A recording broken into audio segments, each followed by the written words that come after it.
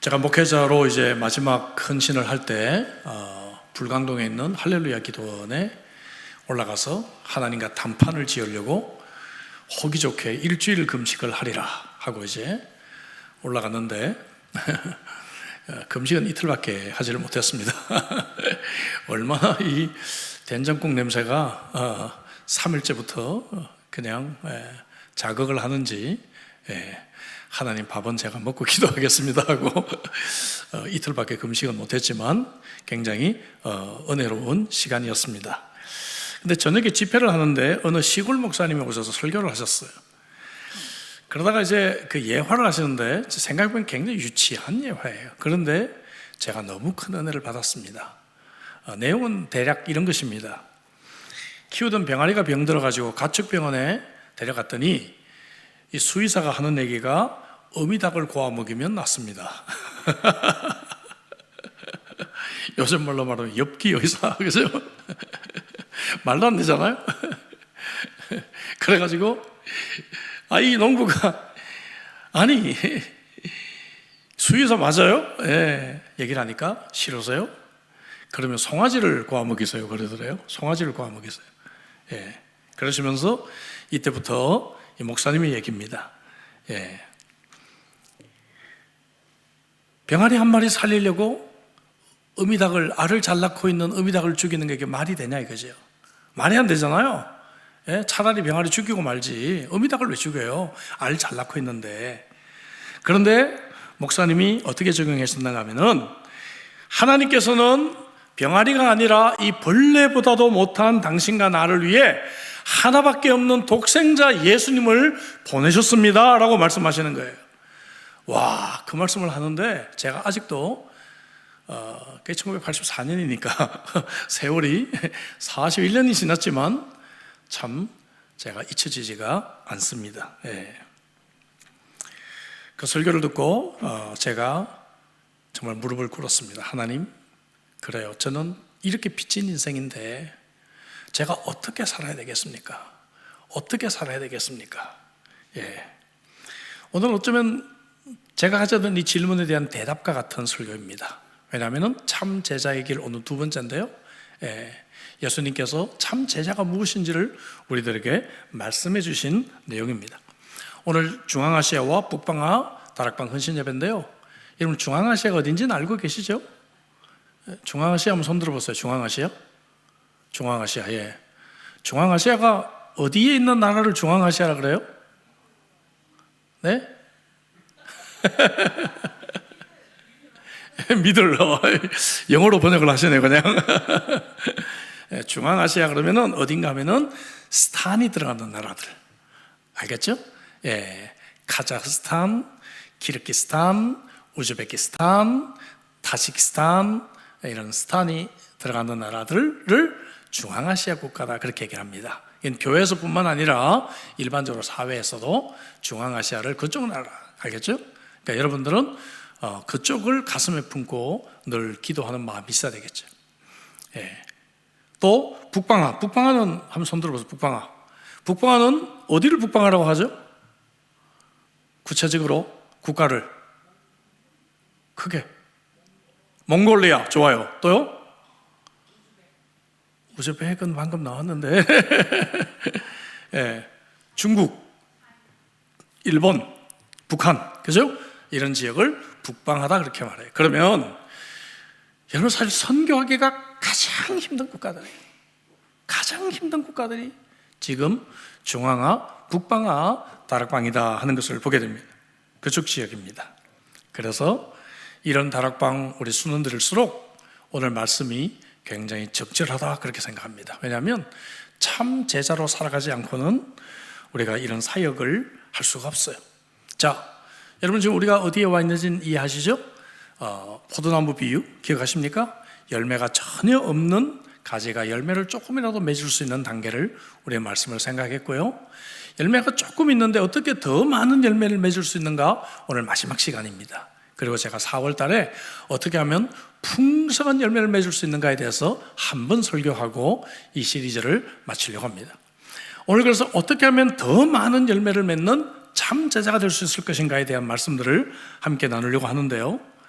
누가복음 14장에 보면 예수님께서 제자도에 대한 말씀을 오늘 9장과 더불어서 하고 계세요. 근데 그곳에서 하이라이트는 자기를 부인하고 자기 십자가를 지는 것이다, 이렇게 말씀하시면서 대가 계산에 대한 말씀을 나와요. 근데 이 말씀이 나오기 직전에 25절에 보면 무슨 말씀이 나오는가 하면은 허다한 무리가 함께 갈새 예수께서 돌이키사 이르시되, 이런 말씀을 하세요. 그래서 이 구절에서 이제 드디어 무리인가 제자인가가 나눠지기 시작한다고 말해요. 아셨죠? 예. 그러니까 예수님께서 좋은 설교를 하고 예수님께서 그들에게 정말 음식도 먹이고 그들에게 질병도 고쳐주시고 하니까 많은 사람들이 따랐단 말이에요. 그런데 그들은 무리였어요. 무리. 많은 크라우드, 무리들이 따랐는데 예수께서 그 무리들을 보시고 이제 그들에게 제자도에 대한 말씀을 하십니다. 그러니까 그 결과는 어떻게 돼요? 거의 다 도망가 버려요. 아이고, 나 이런 건 줄 몰랐는데, 그러고, 그죠? 다 도망가요. 예. 전라도 사투리 맞습니까? 예. 예. 그리고 다 도망가 버리는 거예요. 예. 다 도망가고 소수만 남게 됐다 이거죠. 그래서 오늘 이 본문의 말씀은 여러분들에게 여러분들도 무리인가 아니면은 제자인가라고 하는 도전을 주는 그런 말씀이 될 것입니다. 근데 예수님께서 오늘 이 본문에서는요, 우리들에게 제자 되기를 싫어하거나 거부하는 전형적인 세 가지 모델을 우리들에게 케이스 스타디로 말씀하고 계세요. 근데 기가 막힌 거는요, 2000년 전이나 지금이나 사람이 똑같다는 거예요. 제가 목회를 하면서 보니까 오늘 이 본문에 나오는 세 가지 스타일의 사람들이 교회 그대로 존재한다는 것이죠. 예수님은 우리 인간을 아시기 때문에 정말 예수님의 참 제자가 아닌 세 가지 스타일의 사람들을 케이스 스타디로 우리들에게 말씀하고 있다고 말이죠. 첫 번째 케이스 스타디를 통해서 주님께서 우리에게 주시는 메시지는 뭔가 하면은 대가 지불의 각오가 되어져 있어야 한다는 거예요. 참 제자는 대가 지불의 각오가 되어져 있어야 돼요. 자, 이것을 하기 위해는 우리가 맡은 자라고 하는 청지기 정신이 필요하다 이거예요. 첫 번째 케이스를 볼까요? 57절 58절. 길 가실 때 어떤 사람이 여쭤오되 어디로 가시는지 나는 따르겠습니다, 이렇게 말하잖아요. 예, 그렇게 말은 해요. 근데 예수님이 뭐라고 얘기합니까? 여우도 굴이 있고 공중에 새도 집이 있으되 인자는 머리 둘 곳이 없도다. 이 말씀하고 난 뒤에 이 사람이 어떻게 됐다는 말이 없어요. 그런데 대부분의 성경학자들은 이 이야기를 듣고 아니네, 그러고 돌아갔을 것이다, 그렇게 얘기를 합니다. 알겠죠? 왜냐하면 이 사람이 정말 그럼에도 불구하고 예수님을 따랐으면 한 구절이 더 있지 않았을까 생각합니다. 물론 100%는 아니지만 그렇게 해석하는 것이 자연스러운 해석이라고 저도 생각해요. 자, 이 말씀은 예수님의 말씀을 듣고 감동을 받았어요. 설교를 듣고 내가 찾던 교회가 이 시드니 리버티 교회네. 유튜브로 우연히 검색하다 보니까 정말 저 얼굴이 새카만 목사 설교 그런 대로 잘하네, 내가 찾던 교회네 하고 교회를 왔는데 오니까 뭡니까 비전 월정 헌금하라고 광고를 하고 선교 헌금하라고 광고를 하고 하니까 어떻게 해요? 이거 불편하네, 이거 주차가 어려워 교회가, 예? 이게 다 좋은데 주차가 어려워서 이 교회 못 다니겠네 하고 금방 포기를 하는 것과 마찬가지다 하는 것이죠. 이 사람은요, 어디로 가든지 쫓겠다, 이런 결심이 있었어요. 적어도 이런 결심이 없는 사람에 비해서는 훌륭한 사람이에요. 맞죠? 오늘 얼마나 많은 사람들이 예배도 안 드리고, 그죠? 교회도 나가지 않는 크리스찬, 명목의 크리스찬을 유지하고 있습니까? 근데 적어도 이 사람은 예수님의 말씀을 들었고 예수님의 말씀 앞에 제가 어디든 따르겠다는 결심을 했어요. 저와 여러분들이 그랬잖아요. 그렇지 않습니까? 이 자리에 있는 우리 모두도 여기까지는 간 것 같아요. 근데 예수님께서 나를 어디든지 따르겠다고? 너무 불편해. 나를 따르려면 너 시간도 힘들고 너 많이 힘들어. 너 대가 계산 많이 해야 돼. 네가 순장하겠다고? 너 왜 그래? 순장하면 말이야, 순원들 말 안 들으면 네가 그 독박 써야 돼. 바사회 할 때 네가 독박 써야 되고, 청소하러 아무도 안 오면 네가 그 혼자 청소해야 돼. 얼마나 이게 힘든 것인데? 라고 뭡니까? 이런 챌린지가 주어질 때 쉽게 포기하는 사람이 이런 사람이다. 자, 어떤 신학자는 두 가지 대가 계산을 이렇게 얘기하면, 첫째는 글자 그대로 신체적인 고난과 불편, 이 대가를 지불해야 됐었다. 본문에 나오는 대로 예수님이 여우도 굴이 있고 공중에 새도 집이 있으되 인자는 머리 둘 곳이 없도다. 선교사님들이 한국으로 돌아오면 정말 있을 곳이 너무 없어요. 그래서 선교관을 예약을 하는데 선교관은 한 달밖에 일반적으로 있지 못하게 합니다. 한국은 병원도, 대학병원도 한 달 이상 못 있어요. 보니까 계속 병원을 옮겨야 되더라고요. 근데 한 달밖에 주시지가 않아요. 그러면은 한국에 도착하면 한 달마다 이사를 해야 됩니다. 안식을 때. 아이고 귀찮다 하고 그냥 선교지 집으로 돌아가는 분들이 계시다는 거죠. 이런 불편함을 우리는 감수할 수 있는가? 여러분, 주님의 제자가 되기 위해서 여러분들은 불편을 감당할 각오가 되어 있으십니까? 정말 새 가족들이 더 가까운 데 주차를 할 수 있도록 나는 걸어서 저 10분 거리에 있는 저기 머닝스에다 주차하고 오리라. 아멘이십니까? 아멘은 거의 없으시네. 나는 저 10분 거리 머닝스 맥도날드에 주차를 하고 나는 10분을 걸어오리라. 이러면은 아이고 이거 어떻게 내가 교회를 옮겨야 되나. 코로나 때 저희 교회는 가능한 대로 예배를 드렸잖아요. 그러니까 예배를 드리지 않는 작은 교회에서 사람들이 막 저희 교회에 좀 온 적이 있어요. 온 적이 있는데 저희가 가능한 대로 쓰지 않겠습니다. 왜냐하면 이럴 때 안 그래도 작은 교회 힘든데 이런데 이 기회에 우리 교회 와버리면 또 어떻게 해요? 그죠? 그래서 가능한 대로 예배만 드리고 가실 수 있도록 그분도 마음 편하고 우리도 마음 편하고 그렇게 한 적이 있습니다. 사랑하는 성도 여러분, 우리는 축복의 메시지는 좋아하지만 정말 우리가 고난과 불편과 어려움을 감수하라고 하는 이 말씀 앞에 내가 결단할 수 있는가 하는 것이죠. 두 번째는 재물 이야기합니다. 주님께서 우리에게 모든 것을 주셔서 우리는 하나님 앞에 갔을 때 저는 두 가지 노트를 가지고 간다고 생각합니다. 첫째는 우리의 큐티와 기도 노트를 가지고 하나님 앞에 갈 거고요.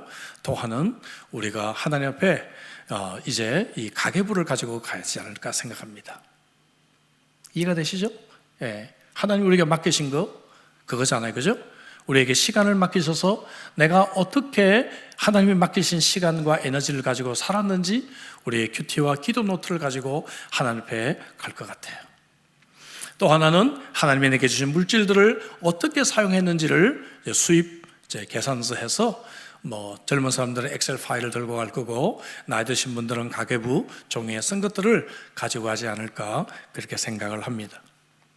재물은 하나님이 우리에게 맡겨주신 것이다. 우리는 청직이다. 바울의 근거만 읽고 이 부분은 지나가겠습니다. 같이 한번 읽어보도록 하죠. 디모데전서 6장 17절부터 19절 말씀 다 같이 내가 이 세대에 부한 자들을 명하여 마음을 높이지 말고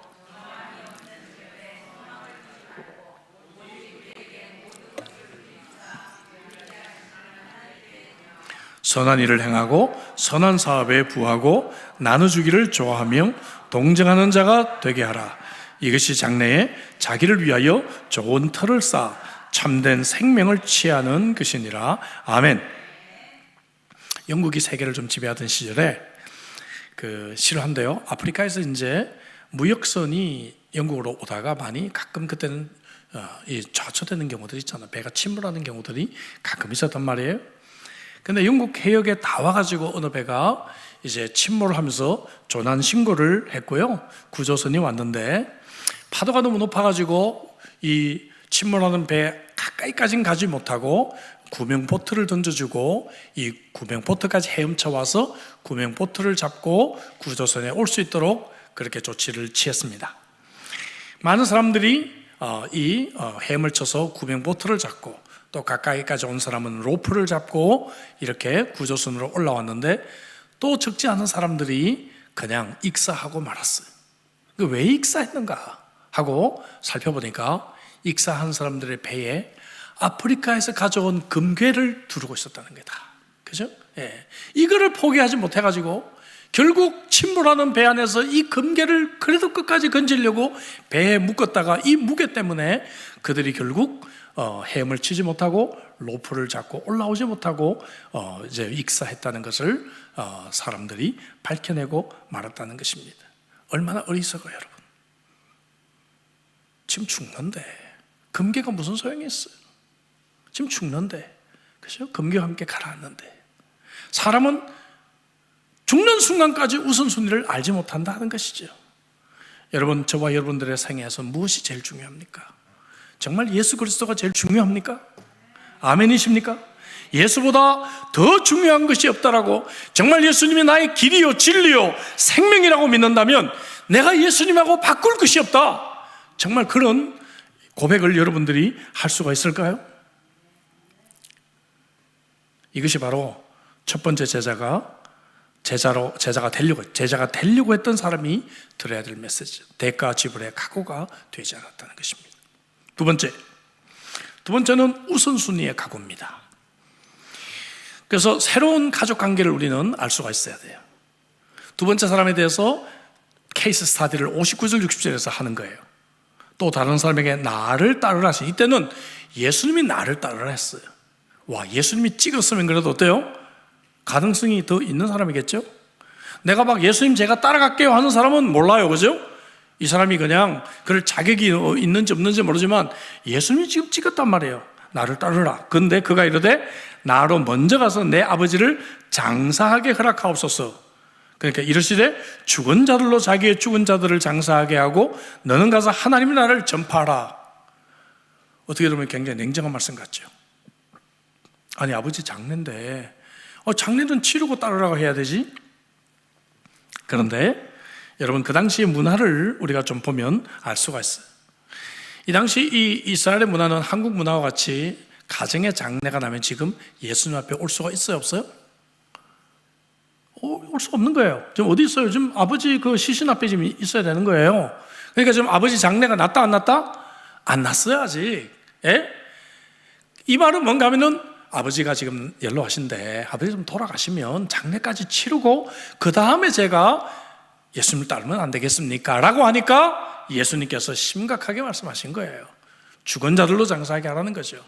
그죠? 언제 죽을지 모르는데, 그죠? 우리는 어차피 죽을 건데 그 사람에 얽매여가지고 지금의 삶을 너희가 놓치고 있다라고 지적하고 있다, 그 말이죠. 그러니까 여러분, 이 사람들은 바로 예수님 따른다라고 말은 하지만 가족에 대한 핑계, 이런 핑계를 가지고 계속해서 연기하고 있는 그런 사람들이다 이거죠. 스펄전 목사님은 이 부분에서 이런 설교를 했습니다. 제가 직접 인용해보면, 당신은 지금 젊은 성도이고 사업과 가정이 성공하고 안정되면 주님을 잘 섬기겠다고 연기할 것이다. 딜레이, 그죠? 연기할 것이다. 그러나 하루 연기하는 것은 한 달이 되고 1년이 되고 수년이 되고 기적이 일어나지 않는 한 일생을 마칠 때에도 당신의 모습은 지금과 똑같을 것이다. 여러분, 맞아요, 틀려요? 맞는 것 같아요. 예. 가끔 기적이 일어나는 경우들을 제가 보긴 했어요. 예, 가끔. 근데 그건 정말 기적이고, 예. 제가 늘 말씀드리지만 한국에서 어머님 돌아가시면 교회 열심히 나갈게요. 그 어머니 언제 돌아가실지 몰라요. 예. 맞죠? 이제 누가 먼저 죽을지 몰라요. 오래 살잖아요. 예. 계속해서 연기하지만 그때가 되면 그때 없어요. 예. 우리는 제자훈련, 사육훈련 하려면 다음에 할게요. 다음에 학교는 거의 찾아오지 않아요. 가끔 기적이 일어나서 오시는 분들이 계시긴 합니다. 우리 교회는 기적을 많이 창출하니까. 예. 스펄전이 계속 이런 말 합니다. 미루는 버릇은 사탄의 가장 큰 거물이다. 거물, 네트. 그죠? 그래서 방심한 영혼은 쉽게 이 거물에 걸려들고 만다. 그러니까 사탄은 이렇게 말하는 거예요. 야, 제자훈련 받지 마. 그럼 뭐예요? 아니야, 나 해야 돼. 이런 마음을 주니까 제자훈련 해야지. 리버티 교회 다니는데 제자훈련, 사육훈련 당연히 해야지. 근데 금년은 네 아이가 지금 12학년이잖아. 그러니까 12학년 마치고 대학 가거든. 예, 그때 해. 연기시키는 거예요. 대학 가면 어떻습니까? 내가 지금 사업이 너무 바빠서 요 사업 1년만 좀 더 안정시켜 놓고 내년에 하지. 연기를 시킨다고. 사탄은요, 우리에게 연기시키는데 아주 고단수예요. 고단수. 사람은 이 연기하는 것 때문에 사람은 가장 속는 존재입니다. 라스베가스에 실제로 있었던 얘기입니다. LA에 사는 미국 할머니가 라스베가스에서 기록적인 갬블링에서 당첨이 됐습니다. 엄청난 액수를 당첨을 했어요. 뭐 액수는 이제 잊어버렸습니다만 어쨌든 그 당시에는 상상할 수 없는 금액을 이겼어요. 와, 대단하죠, 그죠? 그랬더니 그 호텔 총 지배인이 이제 이 할머니에게 와서 인사를 합니다. 예, 할머니, 우리 호텔에도 이것은 경사입니다. 예? 신문에 우리 호텔 이름이 나지 않았습니까? 그래서 저희 호텔에서 부족하지만 좀 선물을 준비했습니다. 저희 최고급 스위트룸, 그 당시 하루 저녁에 1,000불, 지금은 한 10,000불 하겠죠? 예. 하루 저녁에 1,000불짜리인 이 스위트룸에 저희들이 일주일 묵을 수 있도록 허락해 드리겠습니다. 매일 꽃을 드리고 점심 저녁 식사 다 무료입니다. 예. 그리고 버틀러가 1:1로 서비스를 해드릴 것입니다. 좋아요, 안 좋아요? 예? 생각해보니 내가 LA 돌아가서 특별히 할 일도 없고 혼자 사는데, 예? 너무 기분이 좋잖아요. 3일 만에 그 돈을 다 잃었습니다. 3일 만에 그 엄청난 액수의 그 딴 돈을 다 잃었어요. 3일이 지나고 난 뒤에 호텔 이제 프런트에서 와가지고 방 빼십시오.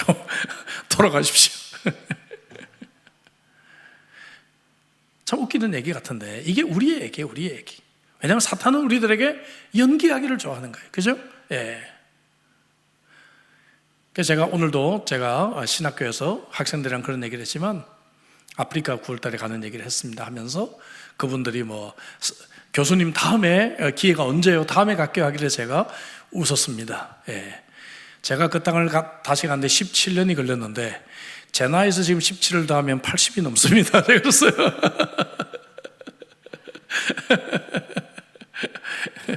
다음이 보장이 있을까요? 여러분? 그래서 제가 이런 얘기를 했습니다. 제가 60을 넘고 보니까 제 친구들 중에서도 벌써 많이 하늘나라에 갔고 그리고 제가 아는 분들도 참 많이 하늘나라에 갔습니다. 60이 넘고부터는 다음이라는 것이 존재하지 않습니다. 제가 그렇게 조용히 대답을 했습니다마는 여러분, 오늘 우리가 이 사람처럼 언제 죽을지 모르는 아버지, 물론 아버지가 연로하고 아버지가 좀 병들었든지 했을 수도 있어요, 컨텍스트로 볼 때. 그럼에도 불구하고 언제 돌아가실지 모르는 이 아버지의 장례를 핑계로 예수님의 제자로 따라가기를 거부하고 있는 이 사람의 정체가 오늘 저와 여러분들의 자화상은 아닐까 그렇게 생각해 봅니다. 주님은 이렇게 말씀하십니다. 주님께서는 우리 주위에 있는 모친 또 동생 중요하지만 참 가족은 누군가? 마태복음 12장 50절에 누구든지 하늘에 계신 내 아버지의 뜻대로 하는 자가 내 형제요 자매요 모친이라 하시니라 말씀하고 계십니다. 그래서 우리 한 교회 내에서 공동체 내에서 함께 예배드리는 우리가 한 자매요 형제요 그리고 우리의 어머니요 우리 아버지인 줄로 믿습니다. 아멘이시죠? 예. 자, 세 번째 케이스 스터디. 이 누군가 하면은 자기 죽음에 각오가 되어 있냐라고 물어보는 거예요. 내 죽음에 각오가 되어 있는가? 예. 육신적인 죽음도 물론 포함되겠지만 내 자존심의 죽음, 그죠? 혹은 나의 내가 그동안에 이뤄놨던 업적의 죽음, 이런 것도 포함이 되겠죠. 그래서 우리가 정말 겸손하고 복종하는 주님의 제자가 될 수 있을 것인가? 라고 하는 것이 세 번째 케이스 스터디예요. 61절, 62절 볼까요? 어떤 사람이 나오는가 하면 또 다른 사람이 이르되 주여 내가 주를 따르겠나이다마는 이 사람도 자기가 따르겠다고 먼저 얘기를 했어요. 나로 먼저 내 가족을 작별하게 하소서. 그러니까 뭐라 그래요? 예수님께서 이르시되 손에 쟁기를 잡고 뒤를 돌아보는 자는 하나님 나라에 합당하지 아니한다 그랬어요. 집에 가서 작별하는 거야 가능하죠. 불가능하겠어요? 그런데 예수님은 그 속마음을 지금 알고 있단 말이에요. 사람들 앞에서 내가 예수님을 따르겠다고 체면상 말은 했지만 그 마음속에는 뭐예요? 내가 가족들에게 작별하고 다음 차로 갈게요. 다음 차로. 예.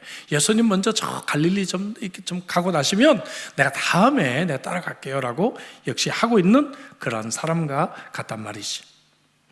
첫 번째 사람처럼 자신에서 주님을 따르겠다고 했어요. 그러나 가장 결정적인 차는 예수님의 방식이 아니라 자기의 방식대로 예수님을 따르려고 하는 사람입니다. 알겠죠? 자, 이게 중요한 거예요. 우리가 하나님의 교회를 섬기고 사역을 할 때도 내 방식대로 일을 하느냐, 아니면 정말 하나님이 말씀하실 때 내 자존심도 내려놓고 내 방식도 내려놓고 그 앞에 우리가 겸손히 순종하고 따라갈 수 있는가라고 하는 질문이다 이거죠. 전 지금까지 사역을 하면서 많은 사역자들을 보았지만 정말 참 제자로 살아가는 사람은 이 세 번째 단계가 되는 사람이 아닌가 그렇게 싶어요. 저도 이게 쉽지가 않아요. 저도 쉽지가 않고 저도 좀 오래 걸렸습니다. 예. 특별히 제가 40대 때 목회를 할 때는요, 어떨 때는 집에 들어오면 막 이렇게 이게 제 자신을 죽여야 되는데 죽지 않은 제 자신 때문에 막 싸워야 돼. 주님, 제가 이것까지 참아야 됩니까?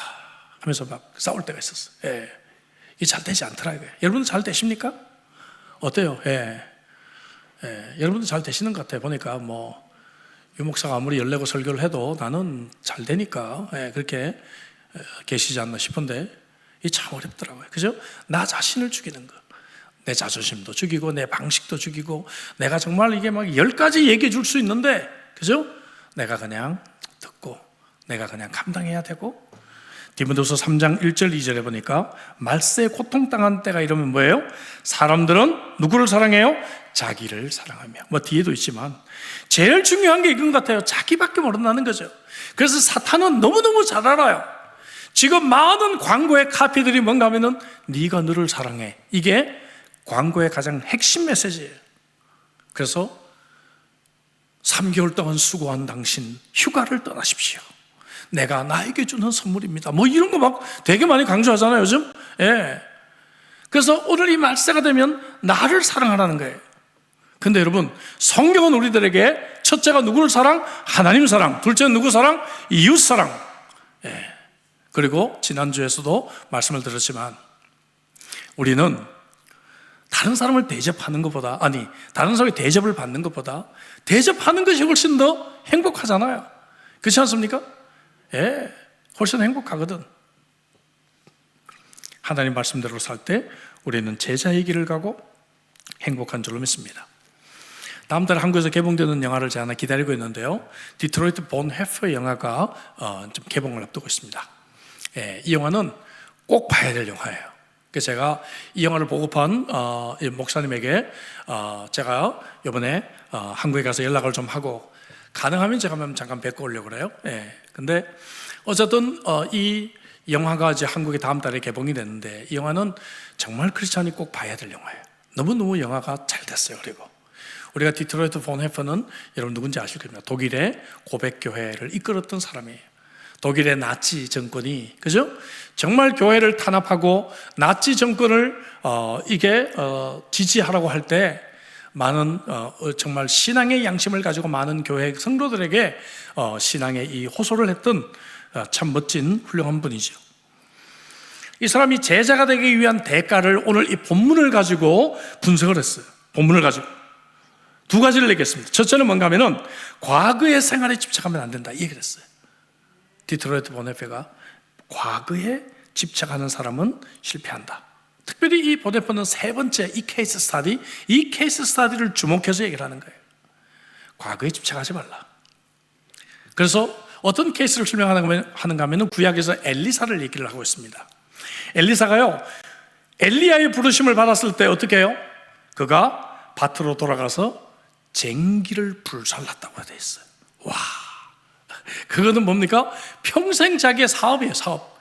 그거를 불사르고 소를 죽여가지고 고기를 나눠 먹었다 이거예요. 난 이제 더 이상 농사로 돌아올 수가 없다 이거예요. 과거를 완전히 이제 끝내버린 거죠. 열왕기상 19장 20절 21절 볼까요? 그가 소를 버리고 엘리야기로 달려가서 이르되 청하건대 나를 내 부모와 입맞추게 하소서. 그리한 후에 내가 당신을 따르리이다. 엘리야가 돌아가라, 내가 내게 어떻게 행하였느냐. 엘리사가 그를 떠나 돌아가서 한 겨리수를 가져다가 잡고 소의 기구를 불살라 그 고기를 삶아 백성에게 주어 먹게 하고 일어나 엘리야를 따르며 수종 들었더라 이거죠. 와, 그죠? 그래서 디트로이트 보네프는 이 구절을 얘기하면서 오늘 62절과 대조를 시키는 거예요. 62절에 주님께서 뭐라 그랬어요? 손에 쟁기를 잡고 뒤를 돌아보는 자는 하나님 나라에 합당하지 않다라고 말씀하신 구절과 이 구절을 서로 대조를 시켜준 거죠. 여러분 이제 좀 더 이해가 되시죠? 네. 과거를 불살라버리는 결단. 코르테스 장군이 1519년 멕시코 정복의 꿈을 안고 11척의 배에 700명의 군사를 나눠 타고 멕시코 해안 베라크루스에 상륙합니다. 그런데 부하들이 보는 앞에서 11척 자기들이 타고 온 배를 불살라버립니다. 그러면 돌아갈 수 있어요? 없어요? 집으로 돌아갈 수가 없어요. 그러니까 군인들이 죽기 살기로 싸우는 거예요. 살 길은 전쟁에서 승리하는 것밖에 없다 이거죠. 여러분 우리가 그런 정신으로 주님을 좀 따라본 적이 있는가 생각해 봅니다. 자, 이 건축이 한참 진행될 때 1.9 밀리언 가지고 시작했지만 밸리에이션이 100만 불이 나왔어요. 1.9도 총에 1.5 융자를 해서 간신히 시작한 이 밸류에이션이 여기 있는 이 땅 지방공사 이것도 30몇만 불. 주차장 제거를 안 할 수가 없더라고요. 나중에 돈을 2번, 3번 써야 되니까 이 부엌으로 가는 상업용 파이프와 하수도들이 다 묻히는데 저 레벨링을 안 하고 그냥 끝내버리면 그렇게 묻어두면 나중에 레벨링 할 때 다시 다 해야 되잖아요. 그죠? 예, 안 할 수가 없고. 야, 그때 되니까 이제 진퇴양난, 코로나가 해가지고 성도들은 보이지가 않지. 돈은 많이 들어가지. 나가려니까 돈이 너무 없지. 예? 그렇다고 이게 빽할 수 있나요? 빽할 수도 없지. 예, 그러니까 뭡니까? 살 길은 어떻게든지 이거를 끝내는 것밖에 없다. 끝내는 것밖에 없다. 예. 여러분 이 장군의 심정을 여러분 기억하십니까? 우리가 주님을 따라갈 때 나는 내가 타고 온 배를 불사르고 오로지 주님 앞에 간다는 이 각오와 결단이 있기를 주의 이름으로 축복합니다. 두 번째, 디트로이트 보네트는 이 구절을 가지고 복종의 실패라고 지적을 했어요.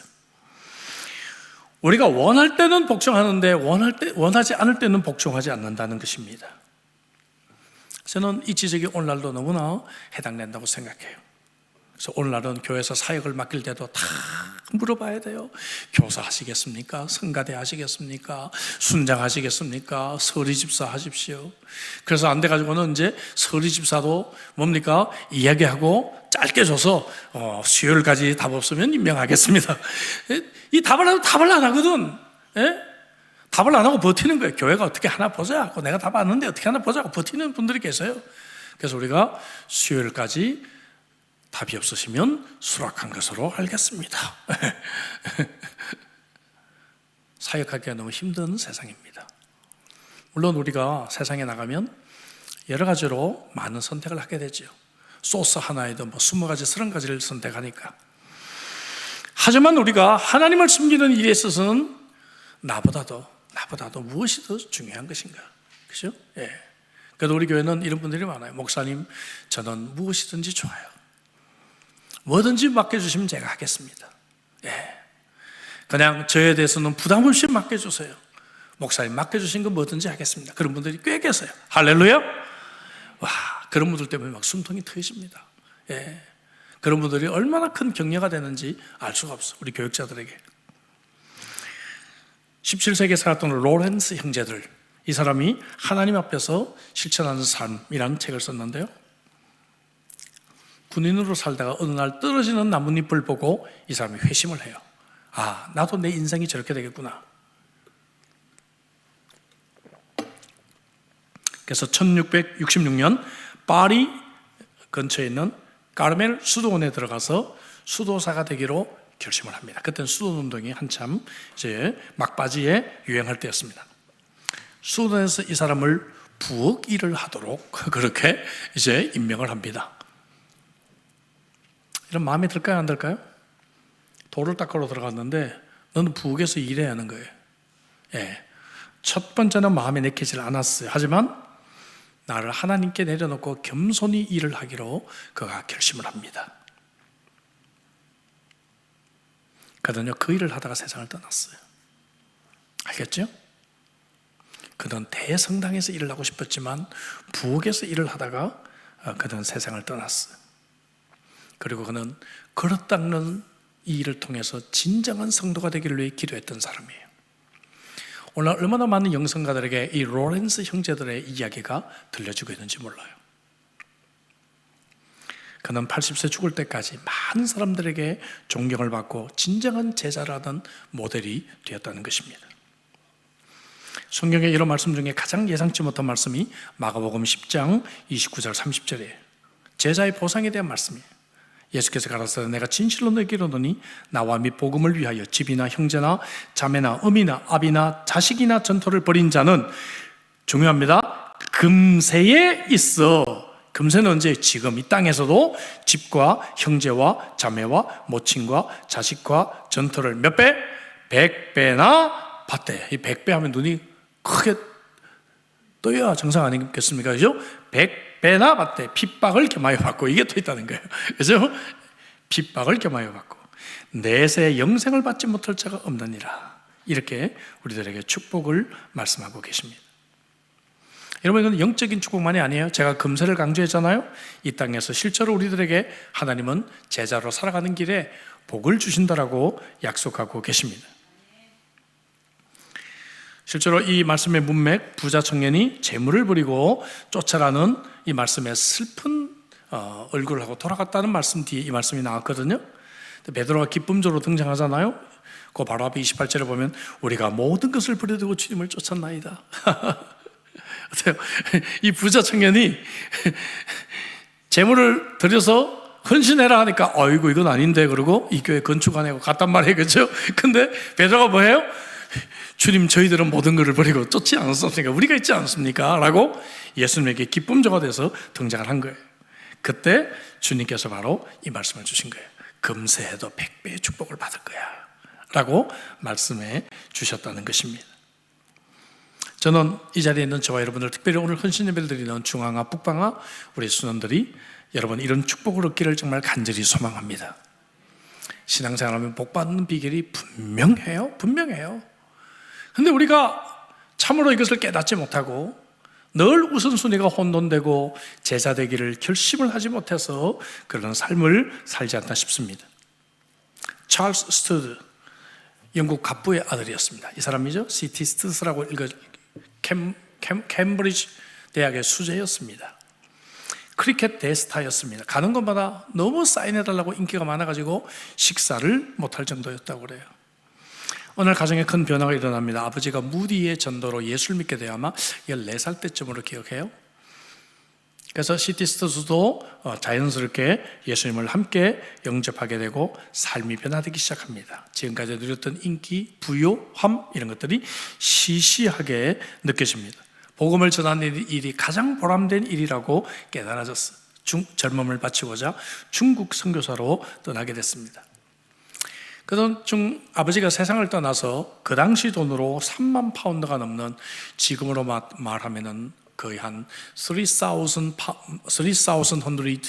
파운드가 넘는 엄청난 금액의 유산을 물려받게 되었습니다. 근데 시티스는 그 모든 돈들을 무디 성경학교, 조지 뮬러 고아원, 허스턴 테일러 선교단체에 다 나눠주고 그는 빈손으로 중국 선교를 떠납니다. 중국에서 만난 아일랜드 출신의 선교사 아내를 만나서 18년 동안 중국 선교를 하고 돌아와요. 그만하면 됐잖아요. 근데 또 인도에 가서 6년을 선교해요. 돌아와가지고 이제 건강이 쇠약해져서 50대 때, 여러분 그때 50대는 지금 70대, 80대 정도의 컨디션이에요. 이제 나이도 들고 병도 어느 정도 있고 해가지고 이제 말년을 준비하고 있는 때 어느 날 포스트를 보게 됩니다. 식인종들도 선교사를 기다린다. 타이틀이 그거였어요. 그 타이틀을 딱 보는 순간에 이 사람의 마음이 끌어오기 시작해요. 하나님, 나 저기 갈게요 다시. 그래서 아프리카 콩고로 53세의 나이에 다시 가서 그곳에서 세상을 떠나요. 20년 가까이 아프리카에서 사역을 하고 병을 얻어서 그곳에서 세상을 떠납니다. 이 사람이 세상을 떠났을 때 장례식에 7,000명이 넘는 아프리카인들이 장례식에 왔습니다. 이 사람이 그 사랑과 이 사람의 사역을 잊지 못했기 때문에, 그리고 그가 창설한 WEC 인터내셔널이라고 하는 국제선교단체는 지금 2,000명이 넘는 많은 선교사들을 전 세계에 파송한 그런 단체가 되었습니다. 얼마 전에 국제 총재를 지낸 유병국 선교사님 부부가 와가지고 저하고 함께 교제를 하는 시간이 있었습니다. 시티스가 남긴 좌우명으로 설교를 마치려고 합니다. 좌우명이 이렇습니다. 글씨 한번 보여주십시오. If Jesus Christ be God and died for me, 예수님이 정말 하나님이시고 나를 위해 죽으셨다면 then no sacrifice can be too great for me to make for him. 그분을 위한 나의 어떤 희생도 결코 크다고 할 수가 없다. 이것이 그의 좌우명이었습니다. 지난 수요일 말씀드린 대로 오늘까지 이 설교는 좀 여러분들에게 딱딱하고 굉장히 수준 있는 정말 그런 도전의 설교가 됩니다. 예수님께서는 우리를 잘 아시기 때문에 케이스 스타디 3가지를 지적하신 것입니다. 혹시 설교를 들으면서 여러분들이 이 3명의 제자 중에 속하지 않는가요? 전 이 자리에 있는 분들이 그런 분들이 없기를 주의 이름으로 축복합니다. 참 제자의 길을 걸어가서 더 많은 열매를 맺고 이 땅에서도 복을 받고 천국에서도 복을 받는 그러한 우리 중앙아시아 또 북방아 다락방 우리 여러분 또 저와 여러분들이 되시기를 주의 이름으로 축복합니다. 기도합시다. 주신 말씀 가지고 우리 기도하죠. 참 제자의 길 3가지를 말씀드렸어요. 대가 지불의 각오가 되어 있는가 했어요. 주님을 따를 때 주님이 맡겨주신 것 어차피 청지기가 아닐까. 2번째는 우선순위가 각오되어져 있는가.